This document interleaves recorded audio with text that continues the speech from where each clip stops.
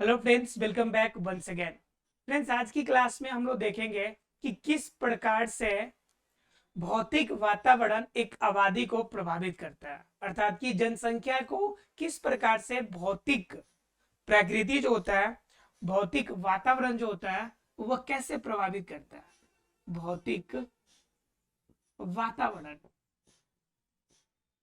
भौतिक वातावरण कैसे प्रभावित करता है, भौतिक वातावरण कैसे प्रभावित करता है किसे भाई? तो आबादी को कैसे प्रभावित करता है। क्वेश्चन ये आती है कि भौतिक वातावरण को कैसे प्रभावित करता है, कौन कैसे प्रभावित करता है। तो वो हम बात कर रहे हैं जलवायु की, सॉरी क्या कहते हैं, आबादी की, कि आबादी को प्रभावित कैसे करेगा कौन? भौतिक वातावरण। अब भौतिक वातावरण की बात करते हैं तो भौतिक वातावरण के अंदर भी बहुत सारे स्टेजेस आ जाते हैं। 3 स्टेजेस तो मोस्टली आ जाते हैं। एक तो मान लीजिए कि जलवायु की बात करेंगे, एक इसकी बात करेंगे जलवायु की। दूसरी अगर बात करेंगे तो मृदा की बात कर लेंगे, क्योंकि बिना आपका भूमि के कुछ तो होना नहीं है। अगर तीसरे की बात करेंगे तो भू आकृति आ जाती है, भू आकृति आ जाती है। भू आकृति के स्ट्रक्चर की, जैसे आपका क्या कहते हैं, पहाड़ी इलाका हो गया, रेगिस्तानी इलाका हो गया, अलग अलग हो गया। तो यह कंडीशन है कि आपका जलवायु, मृदा और भू आकृतिक, ये सभी मिलके एक भौतिक वातावरण बनाएंगे। और ये भौतिक वातावरण एक आबादी को कैसे प्रभावित करते हैं, इनके बारे में हमें जानना है। पिछले क्लास में मैंने बताया था कि आबादी को प्रभावित करने वाले भौतिक नहीं बल्कि जैविक कार्यों के बारे में, ठीक है, जैविक कारणों के बारे में। और यहाँ पे हम लोग भौतिक वातावरण को समझ रहे हैं, या दूसरे शब्दों में कहें तो यह जैविक ना होकर यह कहलाएगा आपका अजैविक। क्या कहलाएगा? अजैविक। क्लियर? यानी कि अजैविक घटकों को हम समझने की कोशिश करेंगे जो हमारे आबादी को प्रभावित करते हैं, जीवों की आबादी को प्रभावित करते हैं, पेड़ पौधों की आबादी को प्रभावित करते हैं। इनके बारे में हमें आज की क्लास में जानना है। चलिए कोशिश करते हैं जानने की, देखते हैं कि क्या है इसमें। तो पहले हम लोग जानेंगे जलवायु के बारे में, अर्थात कि जलवायु किस प्रकार से हमारे आबादी को प्रभावित करते हैं। ठीक है, तो पहले जानेंगे हम लोग जलवायु के प्रभाव। फर्स्ट नंबर क्या जानेंगे हम लोग? जलवायु के प्रभाव। तो बात ये आती है कि जलवायु कहते किसे है, जलवायु मतलब होता क्या है। एक वर्ड होता है जलवायु, एक होता है मौसम। एक क्या होता है आपका? जलवायु, और दूसरा होता है मौसम। देखिए जलवायु किसे कहते हैं, तो जलवायु समझने के लिए आपको समझना पड़ेगा मौसम को। किसे समझना पड़ेगा? मौसम को। मौसम को समझना पड़ेगा। मौसम क्या होता है कि लगातार कुछ महीनों तक या कुछ दिनों तक, लगातार कुछ दिनों तक, कुछ दिनों तक वायु, जल की स्थिति को मौसम के रूप में जाना जाता है। किसके रूप में जाना जाएगा? मौसम के रूप में जाना जाएगा। मतलब क्या? अब बात आती कि लगातार कुछ दिनों तक वायु और जल की स्थिति, मतलब तेज हवा चल रही है, जलवाष्प ज्यादा बन रहे हैं, ज्यादा पानी गिर रही है, ज्यादा बारिश हो रही है। तो ज्यादा बारिश होने का मतलब क्या हो गया कि वर्षा ज्यादा होगी, मतलब जल की उपलब्धता ज्यादा हो जाएगी। देखिए तो ये क्या कहते हैं कि लगातार कुछ दिनों तक वायु जल के मौसम अगर रहे तो उसे हम लोग मौसम कहते हैं। यानी कि कुछ एक स्पेशल स्थिति के लिए, किसी खास जगह की बात कर रहे हैं, किसी खास स्थिति और जगह के लिए जब कुछ दिनों तक वायु और जल की स्थिति जब एक जैसी दिखेगी तो उसे हम लोग मौसम कहेंगे। जैसे मान लीजिए कि जल की अगर वर्षा अधिक होती है, वर्षा अधिक हो रही है, वायु की रफ्तार भी तेज है, तो हम उसे क्या कहते हैं कि ये मौसम जो होगा वो कौन सा मौसम है? ये आपका बरसात का मौसम है, अर्थात कि वर्षा की ऋतु है, वर्षा ऋतु है। फिर मान लीजिए कि पानी आपके गिरने, सॉरी क्या कहते हैं, पत्ते गिरने लगते हैं, मौसम थोड़ा सा, हवा की रफ्तार अलग हो जाती है, तो हम कहते हैं वसंत ऋतु आ गई। अलग अलग मौसम में यह जैसी स्थिति होगी, लेकिन यह ध्यान रखना है कि यह कुछ दिनों तक की स्थिति रहती है। लेकिन जब बात कही जाती है जलवायु की, तो जलवायु कहता है कि किसी विशेष स्थिति के लिए, किसी विशेष जगह के लिए, किसी विशेष जगह के लिए, किसी विशेष जगह के लिए क्या होना चाहिए? मौसम लंबे समय तक एक समान बना रहे, लंबे समय तक एक समान बना रहे, समय तक एक समान बना रहे, तो उससे हम लोग क्या कहेंगे? उससे हम लोग कहते हैं जलवायु। उसे क्या कहते हैं? जलवायु। और मौसम का मतलब क्या हो गया? मौसम का मतलब सीधे शब्दों में क्या है? तो मौसम का मतलब हो गया कि जल और वायु की स्थिति। मतलब सीधे शब्दों में क्या है कि जल और वायु की स्थिति जब लंबे समय तक मतलब कि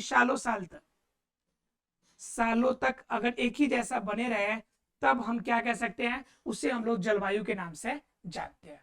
मौसम कुछ समय के लिए, कुछ दिनों के लिए, लेकिन यही लंबे समय तक हो जाए तो इसे हम लोग क्या कहेंगे? जलवायु कहेंगे। क्लियर?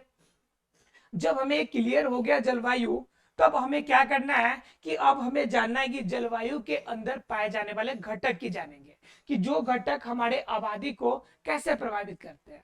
ये तो कंफर्म हो गया, जलवायु आबादी को प्रभावित करेगा। कैसे प्रभावित करेगा? अगर वर्षा ज्यादा होगी तो पेड़ पौधे ज्यादा वृद्धि भी कर सकते हैं, और ज्यादा पानी हो जाए तो नुकसान भी हो जाएगा।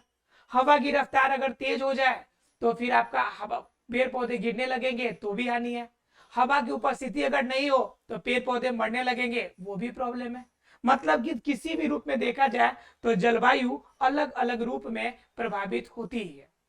ठीक है, जलवायु अलग अलग रूप में प्रभावित होती ही है, ये तो क्लियर है, इसमें कोई डाउट नहीं है। लेकिन बात यहां पर एक और आती है, बात यहां पर यह आ जाती है कि जलवायु जो हमारा होगा, इस जलवायु के अंदर कौन कौन से घटक होंगे जो हमारे आबादी को प्रभावित करेंगे। ठीक है, तो जलवायु के अंदर अगर घटक की बात कीजिएगा तो पहला घटक जो सबसे ज्यादा इंपॉर्टेंट हो जाता है, वह पहला घटक कौन है जलवायु के अंदर? तो जलवायु के अंदर अगर पहले घटक की अगर बात कीजिएगा तो पहला घटक आता है प्रकाश। क्या आता है आपका? प्रकाश। क्लियर? अर्थात की लाइट। प्रकाश का मतलब क्या? लाइट। अब देखिए जरा प्रकाश क्या होता है। तो प्रकाश प्रभावित कैसे करेगा? जैसे मान लीजिए कि अगर पेड़ पौधा है तो जीवित रहने के लिए तो कंफर्म है कि यह प्रकाश संश्लेषण की क्रिया करेगा, प्रकाश संश्लेषण की क्रिया करेगा। लेकिन बात यह आती है कि प्रकाश संश्लेषण की क्रिया करेगा यह जरूरी है। मतलब क्या कि यहाँ पे अगर प्रकाश नहीं हो तो पेड़ पौधा का अस्तित्व नहीं रहेगा, अस्तित्व समाप्त, अस्तित्व क्या हो जाएगा? समाप्त हो जाएगा। मतलब कंफर्म है कि प्रकाश किसी न किसी रूप में एकदम डायरेक्टली आबादी को प्रभावित करता है। पहली नंबर बात। अगर दूसरी अगर बात की जाए तो दूसरी बात हमें देखने को मिलेगी, क्या देखने को मिलेगी? कि प्रकाश की तीव्रता, प्रकाश की तीव्रता, कि प्रकाश कितना तेज है, कितना ज्यादा प्रकाश की मात्रा हमें प्राप्त होती है। ज्यादा अगर तेज हो प्रकाश, उसकी सूर्य की किरणें ज्यादा तेज हो, ज्यादा तपन हो उसमें, तब समस्या उत्पन्न होगी। प्रकाश संश्लेषण की क्रिया होने के बजाय पौधा जलना शुरू कर देगा, तो उस कंडीशन में भी समस्या उत्पन्न होगी। प्रकाश तेज हो तो, उनकी किरणें ज्यादा तेज हो तो भी समस्या है, अगर नहीं हो तो भी समस्या है। मतलब अगर देखा जाए तो प्रकाश एक सामान्य रूप में, सामान्य वर्णक के रूप में यह जरूरी है। तीसरी बात एक और है कि प्रकाश के वर्णक की बात की जाए, प्रकाश का वर्णक, अब किस प्रकाश के अंदर सबसे ज्यादा आपके भोजन तैयार होंगे? नीला प्रकाश के अंदर, रेड के अंदर, ब्लू के अंदर, रेड के अंदर। तो ये प्रकाश की अगर कमी होगी तो फिर क्या हो जाएगा? प्रकाश का वर्णक आपका कमजोर होगा, तो आपका प्रकाश संश्लेषण की क्रिया आपकी प्रभावित हो जाएगी। क्योंकि ब्लू है तो यह आपका लघु तरंग दैर्घ्य वाला हो गया, रेड है तो दीर्घ तरंग दैर्घ्य वाला हो गया। तो दोनों कंडीशन के लिए हो गया, क्या हो गया? प्रकाश की वर्णक भी आपका जरूरी है। मतलब सीधे शब्दों में देखा जाए तो प्रकाश की उपस्थिति पेड़ पौधों के लिए, अर्थात कि उसकी आबादी के लिए बहुत महत्वपूर्ण हो जाता है। क्लियर है आप लोग को? तो पहला केस हो गया प्रकाश। बात करते हैं दूसरे केस की। तो इसका दूसरा हो जाता है हमारा ताप। दूसरा क्या हो जाता है आपका? ताप। मान लीजिए कि प्रकाश की तीव्रता तेज हो गई, बहुत तेज हो गई, अब बहुत अधिक गर्मी होने लगी। अब ज्यादा गर्मी की मतलब क्या हो गया कि उसके अंदर इंफ्रारेड ज्यादा होगा। इंफ्रारेड ज्यादा होगा मतलब ज्यादा तापमान होगी, ज्यादा गर्म होगी। और जब ज्यादा गर्म होगी तो उस कंडीशन में ताप की मात्रा ज्यादा होगी। और जब ज्यादा ताप होगा तो उस समय पौधे के लिए सही नहीं होगा, पौधों में आग लगेगी, जंगल के जंगल जलेंगे, और उस कंडीशन में आपका इसका आबादी सबसे ज्यादा प्रभावित होगी। क्लियर है? मतलब कि ताप भी एक केस हो गया। एक आपका पॉजिटिव और नेगेटिव दोनों केस हो गया। अगर ताप सामान्य रूप से रहे तो कोई दिक्कत नहीं है, अगर ज्यादा हो जाए तो समस्या। अगर ताप की मात्रा कम हो जाए तो ध्रुवीय प्रदेश बन जाएगा, पोलर रीजन बनेगा, और पोलर रीजन में फिर आपकी प्रकाश की कमी होगी, फिर उस कंडीशन में आपका भोजन तैयार होने में समस्या उत्पन्न होगी। तो मतलब दोनों कंडीशन में ताप भी प्रकाश की तरह ही प्रभावित करते हैं। क्लियर है आप लोग को? तो ये दो बातें हो गई। अब तीसरे बातों की बात हम करेंगे। तीसरे की बात करें तो होती है वर्षा। तीसरा कौन है? तीसरे फेज की बात करें तो तीसरा है आपका वर्षा। वर्षा या फिर हम कहें वर्षण। वर्षण, वर्षण का मतलब होता है वर्षा होने की क्रिया। वर्षा होने की क्रिया को क्या कहते हैं हम लोग? वर्षण कहते हैं। तो जब वर्षण होता है, जो वर्षा होती है, ये कैसे प्रभावित करेगी? तो भाई वर्षा के बिना तो प्रभावित ना होने का कोई सवाल ही नहीं है, क्योंकि वर्षा होगी तो आपका वायुमंडल का नाइट्रोजन घुलकर आपका कहां तक पहुंचेगा? जमीन में पहुंचेगा, और इस जमीन से इसका उपयोग सीधा पौधे करेंगे। सीधा कौन करेगा? पौधा करेगा। क्लियर है? ये क्लियर है सबको? पौधा करेगा। अब समझिए जरा ध्यान से कि पहला बात यह है कि नाइट्रोजन के कारण। दूसरा नंबर, पौधे को जल की कमी को पूरा करने के लिए, जल की कमी के लिए, जल की कमी को पूरा करने के लिए। तीसरा नंबर, वायुमंडल में आर्द्रता बनाए रखने के लिए, आर्द्रता कायम रखने के लिए। इन सभी कार्यों में कौन मदद करती है हमारी? तो ये वर्षा मदद करती है। अगर ये कार्य नहीं हो तो बताइए क्या पौधे का अस्तित्व रहेगा? क्या नाइट्रोजन के बिना पौधे जीवित रह सकते हैं क्या? अगर जल न दिया जाए, सिंचाई न किया जाए या वर्षा न हो तो क्या पौधे अपना अस्तित्व बनाए रखेंगे? तो ये नहीं रख पाएंगे। मतलब तीन केस हो गया, प्रकाश, ताप, और तीसरा हमने क्या देख लिया? वर्षा। अब जरा बात करते हैं चौथे केस की। किसकी बात करेंगे? जलवायु के चौथे केस की हम लोग देखते हैं।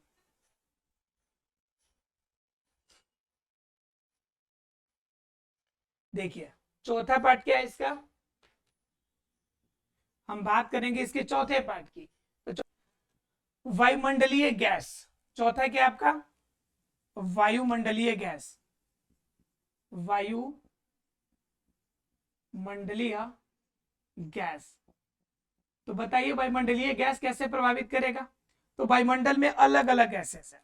जैसे हम बात करें carbon dioxide, carbon monoxide, nitrogen, oxygen, hydrogen, इस तरह से बहुत सारी गैसेस आपके वायुमंडल में आपका अवेलेबल है। और इन गैसों के कारण आपकी पूरी वायुमंडल एक मिक्सचर, एक मिश्रण की तरह कार्य करती है। किसकी तरह कार्य करती है? एक मिश्रण की भांति कार्य करती है, मिश्रण के समान। अब इस मिश्रण के कारण पौधे की आबादी प्रभावित होती है क्या? तो बिल्कुल प्रभावित होगी। यह कार्बन डाइऑक्साइड है, और यह कार्बन डाइऑक्साइड की वजह से आपका पौधा अपना भोजन तैयार करेगा। पौधा अपना भोजन तैयार करेगा। पौधा अपना भोजन तैयार करेगा, पहला नंबर बात। दूसरा नंबर, आवश्यक जीवों के वायुमंडल में संतुलन किसकी वजह से? वायुमंडल में संतुलन किसकी वजह से? तो इस वायु की वजह से। पूरे वायुमंडल में ताप की संतुलन किसकी वजह से? तो इसी की वजह से। अगर कार्बन डाइऑक्साइड की मात्रा अधिक हो जाए तो ताप बढ़ जाएगा, कार्बन डाइऑक्साइड की मात्रा कम हो जाए तो ताप घट जाएगा। तो इस कंडीशन में ये सभी केसेस के लिए आपका जिम्मेवार होते हैं। अब बताइए कि इन सभी केसेस के लिए क्या ताप कम होगा तो आपकी पेड़ पौधों की आबादी प्रभावित नहीं होगी? क्या वह भोजन बनाने के लिए अगर कार्बन डाइऑक्साइड नहीं दे तो क्या पौधे का विकास प्रभावित नहीं होगा? बिल्कुल होगा। अगर आवश्यक जीवों की वायुमंडल में अगर संतुलन ना किया जाए तो क्या ऑक्सीजन और कार्बन डाइऑक्साइड के बीच इम्बैलेंस होगा? प्रदूषण अगर ज्यादा फैलेगी तो क्या पेड़ पौधे इनसे प्रभावित नहीं होंगे? क्या इनकी आबादी खतरे में नहीं पड़ेगी? तो बिल्कुल इनकी आबादी खतरे में पड़ेगी और यह केस जो होगा यह बहुत दयनीय कंडीशन उत्पन्न करेगा। तो अजैविक साधनों में अभी तक हम लोगों ने 4 देखा। जलवायु की बात कर रहे हैं, जलवायु के 4 घटक देख लिए। अब इसके अगले घटक की बात करें, 4 घटक जलवायु के अंदर देख लिए, तो इसके अगले घटक की बात करेंगे तो जलवायु के बाद क्या हो जाएगा आपका? मृदा के कारक हो जाएंगे। तो जलवायु के 4 कारक हमने प्रकाश, ताप, वर्षा और वायुमंडलीय गैस। सीधे अगर बात करें तो गैस, जल और प्रकाश, ये 3 चीजों की वजह से आपकी पूरी की पूरी जलवायु तैयार होगी और इन्हीं चारों से मिलकर क्या बनेगा? जलवायु तैयार होगा। और ये चारों जो मिलकर जलवायु बनाएंगे, यह जलवायु डायरेक्ट आबादी को प्रभावित करती है। क्लियर है आप लोग को? चलिए, अगर जलवायु क्लियर हो गया तो अब जानते हैं कि मृदीय कारक अर्थात कि मृदा के कारक कौन कौन से हैं और मृदा कारक किस रूप में जलवायु को आबादी को प्रभावित करती है। ठीक है, देखिए जरा ध्यान से समझिएगा तो आसानी से समझ में आएगा। और ये ध्यान रखिएगा कि एग्जाम में इसके नोट्स की तरह लिखने के लिए आते हैं एग्जाम में क्वेश्चन, कि आपको क्या करना है कि इनकी आबादी पर एक नोट्स लिखना है। यह आएगा आबादी के भौतिक कारकों पे निर्भरता पर एक आप क्या कीजिए, एक लेख लिखिए या एक नोट्स लिखिए। ठीक है, तो उसके आधार के आपका क्वेश्चन जनरली आता है। जरा देखते हैं हम लोग मृदीय कारक को। देखिए इसी में हम लोग देखना है हम लोग को दूसरा नंबर, सेकेंड, मृदीय कारक अर्थात कि मृदा कारक। मृदा कारक में क्या आ जाएंगे? तो मृदा कारक में मिट्टी की बात करेंगे हम लोग। तो मिट्टी के अंदर इनके भी सब ब्रांचेज है। तो पहला नंबर इसके अंदर आएगा, क्या आएगा? मृदा की आर्द्रता। मृदा की क्या? आर्द्रता। अब जरा गौर कीजिए कि मृदा की आर्द्रता का मतलब क्या? आर्द्रता का मतलब नमी। अगर नमी की बात की जाए तो नमी का मतलब इसके अंदर जल भी होगा, इसके अंदर वायु भी होगी, अर्थात जल और वायु के मिलने से नमी ये बनेगी और यह नमी आपकी आर्द्रता बनाएगी। और यह आर्द्रता जब मिट्टी के अंदर हो तो इसे मृदा की आर्द्रता कहेंगे। मृदा की आर्द्रता मतलब क्या? मिट्टी के अंदर जल वायु की प्रॉपर मात्रा में उपस्थिति उसकी नमी को बताती है और नमी के कारण उसमें आर्द्रता आती है। और जितना ज्यादा आर्द्रता होगी, सामान्य रूप से होगी, उतना ज्यादा वह जो मिट्टी होगी वह उपजाऊ होगी। वह मिट्टी क्या हो जाएगी? उपजाऊ हो जाएगी। जैसे बात कर लीजिए अगर रेगिस्तान की, तो रेगिस्तान की आर्द्रता जो होती है मिट्टी की सबसे कम होती है। रेगिस्तान की अगर आर्द्रता की बात कीजिएगा तो आर्द्रता कैसी होगी? इसकी आर्द्रता सबसे कम होती है। अगर बात कीजिएगा सबसे अधिक की तो आप चले आइएगा जलोढ़ मिट्टी की तरफ। किसके तरफ आइएगा? जलोढ़ मिट्टी के तरफ। जलोढ़ मिट्टी क्या करेगी? यह आपका जनरली नदी तालाब से मिलके आपके पानी में उनके अंदर की मिट्टी है, जिनकी वजह से इनके अंदर आर्द्रता अच्छी खासी होती है। इसके बाद आप देखेंगे तो काली मिट्टी है, जिनमें कपास वगैरह की खेती होती है, इनके अंदर भी आपकी कैपेसिटी होती है। तो चिकनी मिट्टी होती है। तो अलग अलग मिट्टियां होती है जिनके अंदर आर्द्रता अलग अलग रूप में होती है। और जैसी उनके अंदर आर्द्रता होगी उस आर्द्रता के अकॉर्डिंग ही पौधे उसमें लग पाते हैं। मतलब क्या कि उसकी आबादी जो होगी इस बात पे डिपेंड करेगी कि मृदा की आर्द्रता कैसी है।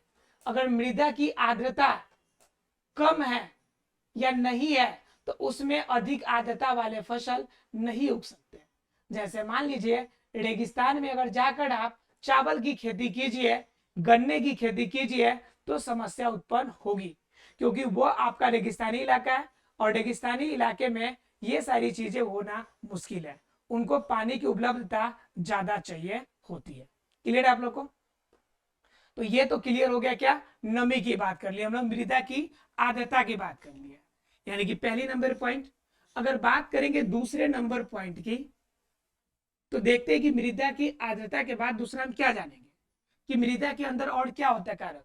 ठीक है, तो दूसरा देखेंगे हम लोग, अर्थात कि बी नंबर, मृदा के रासायनिक गुण के बारे में चर्चा करेंगे, मृदा के रासायनिक गुण के बारे में। तो बताइए मृदा की अपनी रासायनिक गुण क्या होगी।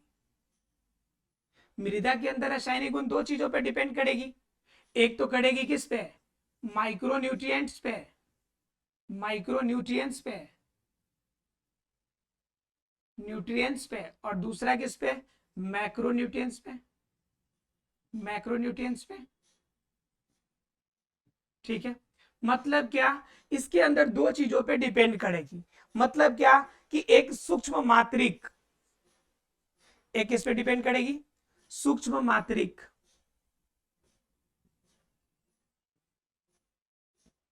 सूक्ष्म मात्रिक पोषक तत्व, और दूसरा करेगी बृहत मात्रिक पे, किस पे, बृहत,